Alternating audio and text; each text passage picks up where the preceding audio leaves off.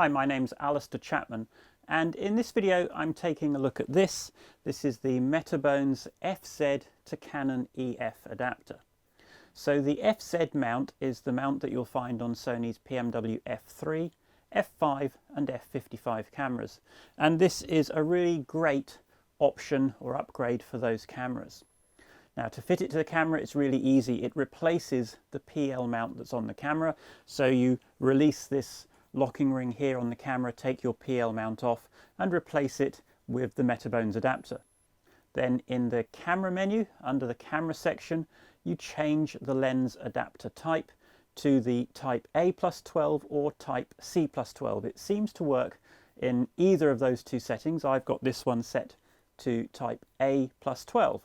And then that +12 is +12 volts, so that powers the adapter from the lens interface, so you don't have any wires or cables to power your lens adapter.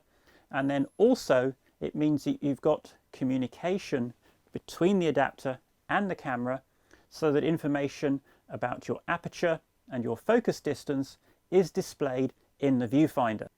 As well as that aperture indication in the viewfinder, you have a nice big aperture ring here on the adapter. And this ring has a standard 0.8mm pitch gear on it, so you can control this with something like a Preston remote focus motor or with a follow focus if you want. It's reasonably stiff to turn, so that means it's not going to get knocked accidentally.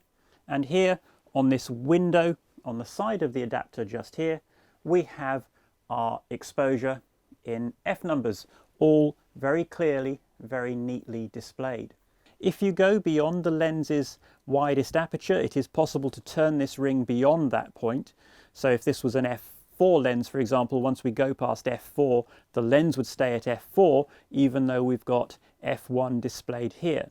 However, in the viewfinder, you'll actually have the correct aperture displayed in the viewfinder at all times. So this adapter is really easy to use. There's no plus or minus buttons to change your aperture. There's no remote control box to change your aperture.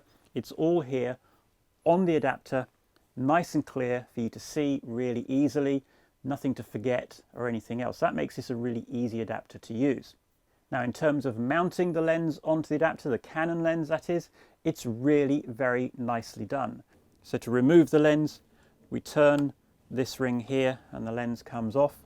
To refit the lens, you'll find the red mark here on the Canon lens, and if we look at the adapter, there is a red mark just here, and fitting the lens is very easy. We line up the red marks and we just place the lens into the adapter. You do not need to twist the lens at all, it just goes straight in, and then we turn the locking ring here to lock the lens into the adapter, and it really is very secure.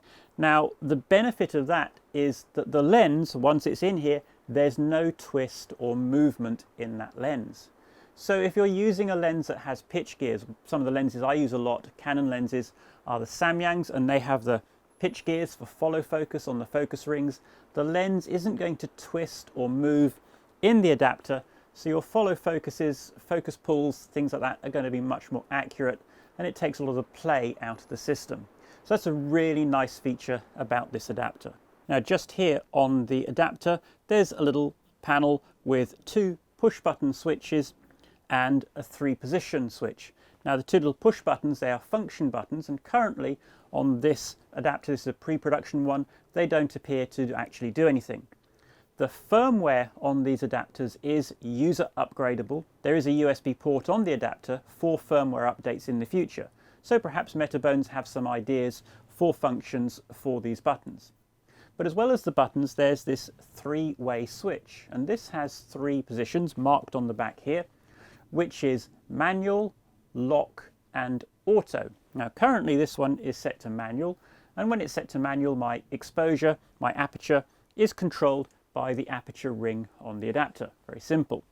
When it's in lock, then this aperture ring no longer has any effect and the aperture is locked at the last position set. When it's in auto, this allows the camera to control the aperture. because the F5 and F55 cameras, they actually have an auto exposure function.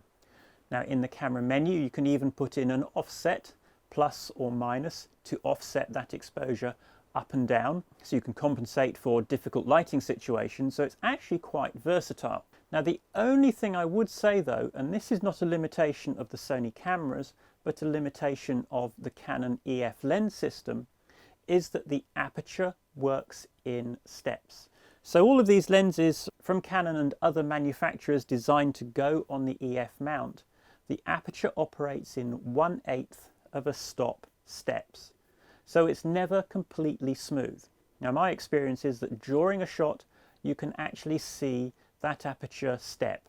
So if you open and close the aperture while you're shooting, it can be seen as a slightly steppy change in your exposure. It doesn't change brightness smoothly, it goes in very small steps. Now in many shots you're not going to notice it, but on the other hand in many other shots you will notice that. So when I'm using Canon lenses, if they're electronically controlled, I tend to try to avoid using an aperture change during the shot. So that's it really, the Metabones FZ to Canon EF adapter. It's actually quite a simple device in the way that it works. It's really easy to use, which of course is what you want. You don't want anything complicated, just to change your exposure. The build quality is superb. The internal flocking on this adapter really has to be seen to be believed. It's really nicely done to minimize internal reflections.